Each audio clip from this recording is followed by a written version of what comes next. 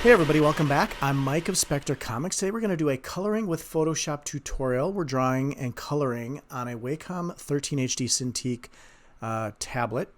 We're using Photoshop Elements 2019. Now a few weeks ago I did a video on how to draw, how to design an alien, and I used Arcko, one of the characters from my comics, Spectre Comics, as the subject of the video. We drew him. I explained how I designed him and went through the whole process of designing an alien character. I'll link the video in the description below. It'll also be linked at the end of this video if you want to stay tuned till the end.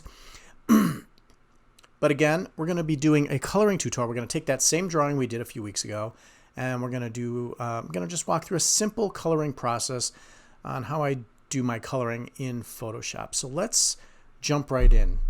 So here is the drawing that we worked on a few weeks ago, and just to change it up a bit, I'm going to change the expression on Arcko's face. You can see he kind of looks a little worried, so we're just going to make him a little happier because he's finally getting the color that he deserves. So we'll move his eyes around and give him a little bit of a smile and make him look happy. So we're just going to do a quick change there. Another thing I want to point out is just to make this simple.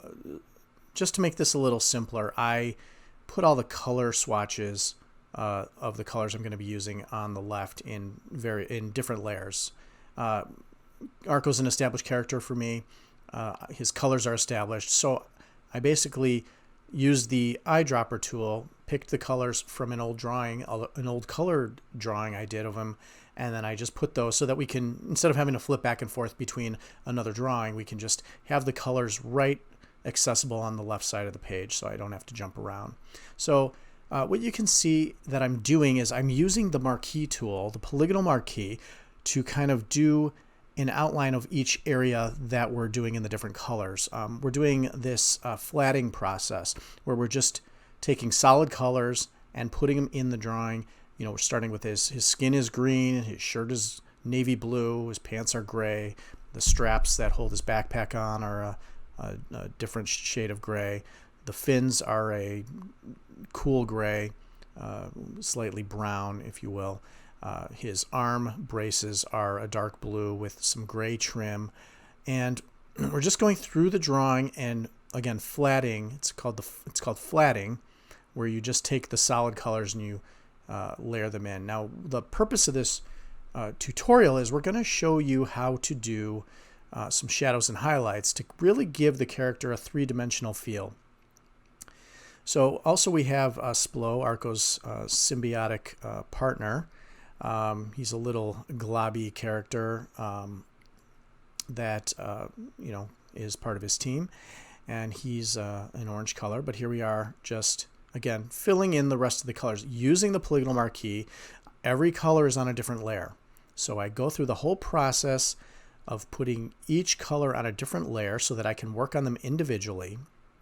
And even when we get to the shadows and highlights layer, I'll be making a light and a dark version of each color.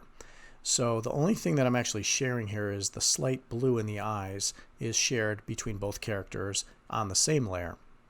So here's Splo again doing a flat outline to flat the color, which is in orange. This is a little brighter orange than I like for this character, so we're going to lighten it up a bit. And that is basically the full flatted color. Now, I like to go in and add some detail. The lines in the chest plate are white, so I'm just isolating those lines, creating a new layer, and doing a white, using the paint bucket, doing a white layer over them. And there's also a small, you know, because the shirt is a very dark color, having the contrast of the light chest plate lines and the little stitching on the left side of under his armpit on the shirt just adds to that. We're also going to go ahead and add in a background. I drew a background specifically for this. This is the Tube Room, which is in issue 6 of Spectre Comics. Not out yet, but coming soon. And I just took... I actually designed the room in SketchUp. I did a video on how to use SketchUp to design spaces. I'll link that also in the description below. But now we're going to go in and do some shadows and highlights, and we're going to start with the shadows. The way I do darks in Photoshop is I as I said, I create each layer as a flat color. So again, the green skin. Now, in order to do dark, I'm not going to just use black and a lighter shade of black. What I'm actually going to do is go ahead and take a darker shade of green. So I use the eyedropper tool. I pick the green skin, and then I go down on the chart and actually pick a darker green. So when I put the shadows in, I use a darker shade of green. So it's within the same family. Same thing with the light colors. When we go and do highlights, we're not going to use white. We're going to go in and use a lighter shade of green, and then that way it all looks related. So every element, every different color on this drawing when we're coloring gets a dark color and a light color. Now I'm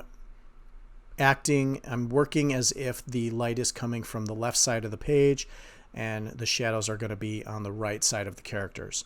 So here we are filling in the shadows for Splo, the little sidekick for Arcko, and we're just going in, and a lot of this is feel, and I'm using the polygonal marquee to add in areas so that I can isolate where I put shadows and highlights. You can see here around the eyes, I'm actually isolating each eye ridge individually so that I can get the shadows in the small areas. And we're using not only the paintbrush to kind of brush it on so it's not a solid line, there's a little bit of a gradient to it, but we're also using the eraser tool. We're using the paintbrush version of the eraser tool so that we can, again, when we erase, get a little bit more of a gradient to the shadows. So now we're going to go in, we're going to add some eye white to get a little reflection. We're actually just erasing the part of the blue, again using the eraser tool with the brush setting. And now we're going to go in and add some highlights. So the light is coming from the left side of the page, and that means the left side of the face, the left side of the hands are going to have the lighter green. Again, we talked about not using white, but using a lighter green in order to get the highlights there. And it all works together. And again, I'm adding the light in where I think the light will hit the figure, but also using the eraser tool with the brush setting to kind of shave away and kind of thin it out a bit, and again give a gradient to it. So, and also what I can do, and I do this once we get to the pants, once we add the highlights to the pants, you can actually add an opacity. If it's too bright and too shiny, you can dim that a little by using the gradient, the opacity setting on the layer to lighten it up, and we'll get there in a minute and I'll show you what I mean. So the arm braces are metallic, so there's going to be kind of a little shine on the left side as the light hits it, and then the shadow around the right side of the arm braces are going to be a little darker blue, as we talked about earlier. And then I'm going to add a little bit of a lighter gray around the trim of the arm braces. So here we are, we're adding a little lighter brown to the backpack and to the belt. The belt's the brown color, and then the shoes, again adding just a little bit of lighter color to look like the light is coming from the left. Now, so here is where we go in and add some highlights to the pants, and I'm just kind of working it in the areas that would be projected forward. Again, the light source is from the left side, so I blotch it in pretty harshly, but then I go ahead and erase with the tool. I use the eraser tool with the brush setting to give a gradient to it, and then I actually change the opacity to lower the brightness of the light portions of the pants. And so we just added, and once we get to the belt is just set on white. I want the belt and the buckles on the straps to look shiny, so we added a reflected gradient. And here now the background, I'm just quickly coloring. This is not, I wanted just to put a background in so that it looked a little like he was not just standing in space. And I did a white layer underneath Arcko when I started, just so that the background would be shielded. The background is in the lowest layer of the page. And we're going to create a shadow. And what I did here is actually took the white layer that I did behind the characters, I copied it, I changed it to a black, and then now we're going ahead and just kind of reflecting it on the back wall and on the floor.